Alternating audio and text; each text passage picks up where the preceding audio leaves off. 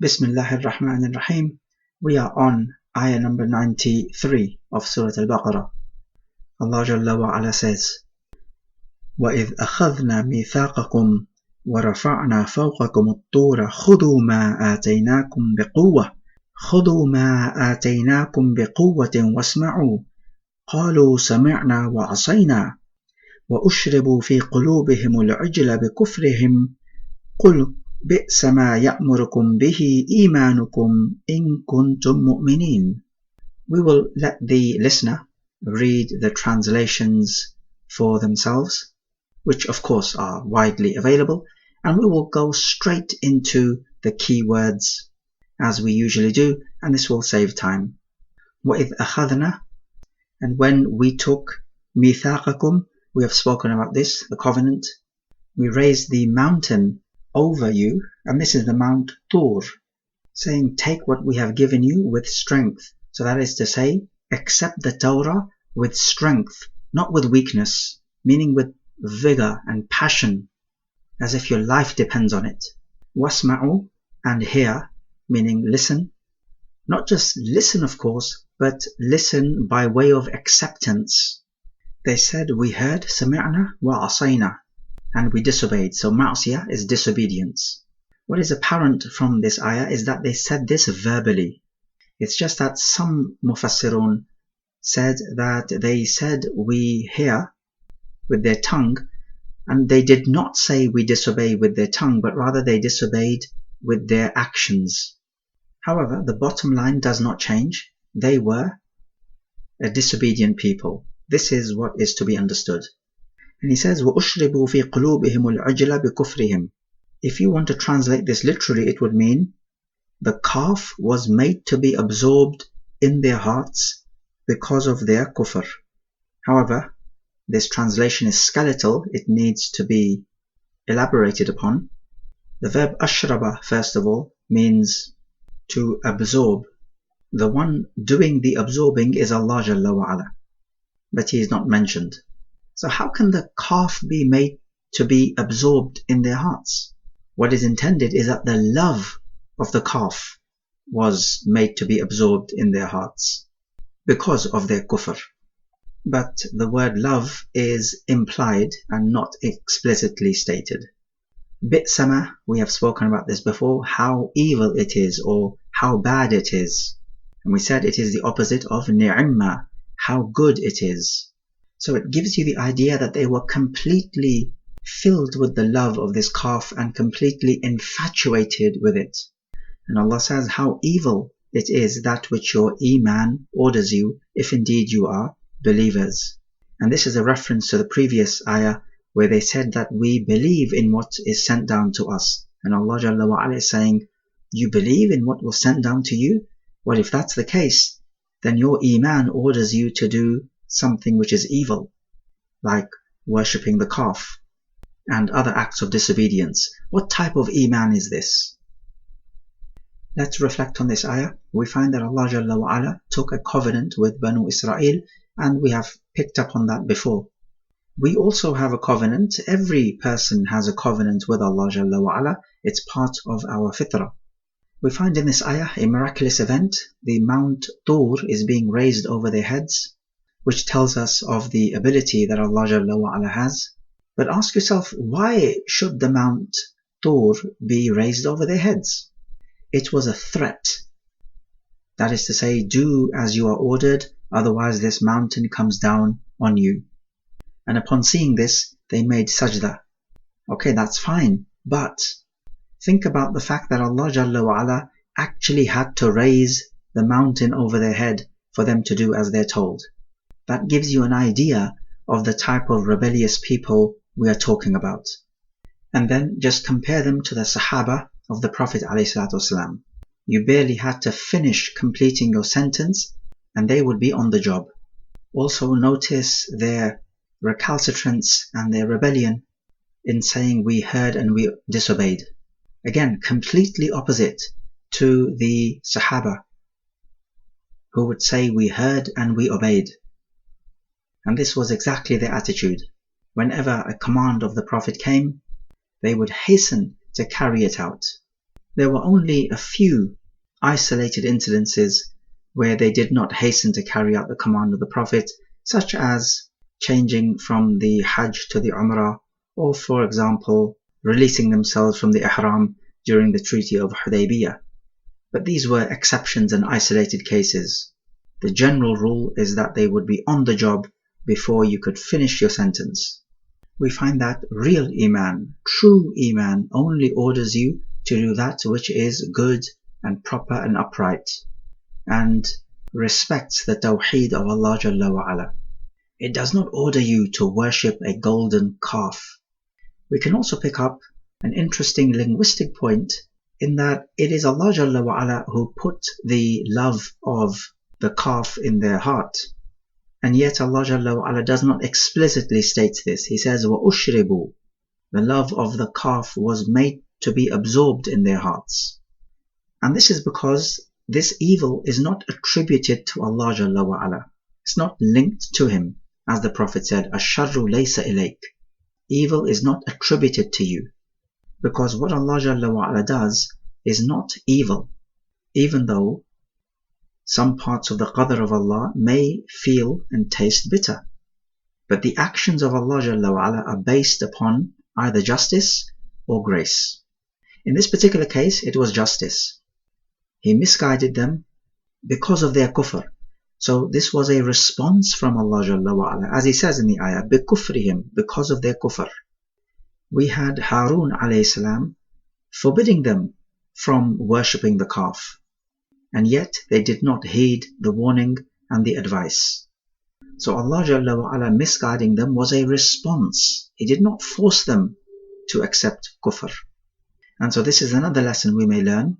If one chooses kufr, then Allah Jalla wa Ala seals his heart and kicks him on the path of kufr, so that he goes on increasing in his kufr and rebellion. And this is the punishment of this life. Let's take ayah number 94. قُلْ إِنْ كَانَتْ لَكُمُ الدَّارُ الْآخِرَةُ عِنْدَ اللَّهِ خَالِصَةً مِّن دُونِ النَّاسِ فَتَمَنَّوُا الْمَوْتَ إِن كُنْتُمْ صَادِقِينَ. So he's asking here, if you claim that you have the ad-darul akhirah, the abode of the hereafter, that is to say Jannah, with Allah, khalisatan, exclusively for you. So khalis is exclusive. When you have ikhlas, you do an action exclusively for the sake of Allah Jalla wa Ala, for His pleasure and because He has commanded it. He's saying if this is true, then tamannaw, we have spoken about this before, it means to hope for something which is either impossible or hard to achieve. So he's saying then hope for death if indeed you are sadiqeen, truthful. This ayah refers to the previous ayah we took, where the Yahud are claiming that they will be in the fire only for a limited number of days and then they will be in Jannah. And the Muslimun would be in the fire of Jahannam forever. So Allah Jalla wa Ala is challenging them to put their money where their mouth is. About this tamanni, there are two opinions. The first opinion is it is what it is, tamanni, hoping and yearning for death. There is a second opinion which says that this tamanni is actually mubahala, which would then mean that both the Yahud and the Muslimun would come together and yearn for death, and the one who is lying will be given the death. And so this is similar to what we find in Surah Al-Imran, where the Prophet ﷺ was ordered to make mubahala with the Christians, that may Allah Jalla wa Ala curse the liars amongst us. But what is apparent is the first opinion. It is not a mubahala, but rather it is just challenging the Yahud to hope and wish and yearn for death. However, one might say, but could the Yahud not just say the same thing to the Muslimin? You Muslimun, you say that Muslims will be in Jannah. Okay, go ahead, yearn for death then. And we say no. We do not feel safe that we will enter Jahannam.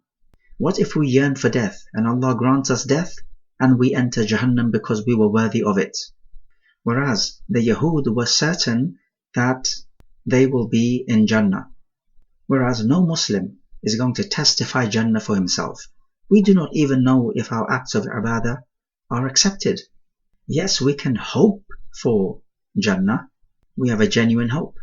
This is a hope backed by actions, but we cannot testify for ourselves Jannah, whereas the Yahud testified with certainty that Jannah will be theirs. And you find Christians doing the same thing. They testify for themselves. We do not testify, we hope. This is raja, a genuine hope, which is achievable, not a far-fetched hope, which is tamanni. Ayah number 95. وَلَنْ يَتَمَنَّوْنَهُ أَبَدًا بِمَا قَدَّمَتْ أَيْدِيهِمْ وَاللَّهُ عَلِيمٌ بِالظَّالِمِينَ. وَلَنْ يَتَمَنَّهُ, they will not yearn for it. Abadan, ever, meaning without end. Why? بِمَا قَدَّمَتْ أَيْدِيهِمْ, because of what their hands have earned, of sin and rebellion. The word hands is used because most of the actions are done by the hands. Not all actions, but most. And Allah is alim, knowledgeable, بالظالمين. Again, إظهار في موضع الإضمار. What you would expect him to say is Allah is knowledgeable about them. But he uses the word ظالمين to show us that they are the ظالمين. Otherwise, Allah Jalla wa Ala is knowledgeable about the Salihin as well. So we find here that the Yahud will not yearn for death, and Allah knows what will happen. And this is because the Yahud know their evil end. Ayah 96. وَلَتَجِدَنَّهُمْ أَحْرَصَ النَّاسِ عَلَى حَيَاةٍ وَمِنَ الَّذِينَ أَشْرَكُوا يَوَدُّ أَحَدُهُمْ لَوْ يُعَمَّرُ أَلْفَ سَنَةٍ وَمَا هُوَ بِمُزَحْزِحِهِ مِنَ الْعَذَابِ أَنْ يُعَمَّرَ وَاللَّهُ بَصِيرٌ بِمَا يَعْمَلُونَ. So vocabulary here, he says وَلَتَجِدَنَّ. The noon shadda at the end is for emphasis. You will surely find. Ahras, hirs is eager. So ahras, most eager. Ahras al-nasi ala hayatin. Hayat is life, meaning life of this world is what's being referred to. وَمِنَ الَّذِينَ أَشْرَكُوا, and from the mushrikeen. Now what this means is that the Yahud are more eager to achieve in this life, even more so than the mushrikun. And this is amazing because the mushrikun do not even believe in the hereafter. This life is all there is. So you would expect the mushrikun to be the most eager for this life because that's the only thing they have. At least the Yahud believe in the hereafter. And yet the reality is that the Yahud are more eager about this life than even the mushrikeen. And this is what is apparent from the ayah. Some others have said that the sentence begins again in this ayah, and so it would read, from the mushrikun are those who would love to live for 1,000 years. Linguistically this may be sound, but if you look at the whole context, the first opinion flows naturally. And he says, one of them, meaning the Yahud, would love to live for 1,000 years, alf sana. وَمَا هُوَ بِمُزَحْزِحِهِ. زَحْزَحَ means to remove, as in to remove far away. So ib'ad. The verb yawaddu, from wadda, yawaddu, means to love, as in love to do something. The Prophet encouraged marrying the woman who is wadud, loving. Yu'ammar, from umar, means life, so given life. And Allah is basir, seeing, bima ya'malun, from amal, what they do. Okay, let's reflect and try to learn some lessons from these previous 3 ayats. We find the Yahud say one thing on their tongues, but their hearts do not testify to it. Because if it did, they would accept the challenge. And so we find from this the idea of exposing the liars by challenging them and pinning them to their principles. As we have spoken about before, we find the evildoers hate the thought of the afterlife because of their sins, and they cannot even bear to think about the consequences. So it is no surprise that they would not yearn for death. But does that mean a Muslim should yearn for death because he is doing righteous actions?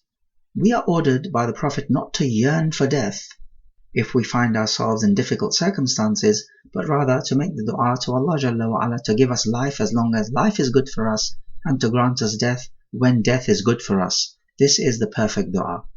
As for merely yearning for death, then this is extreme.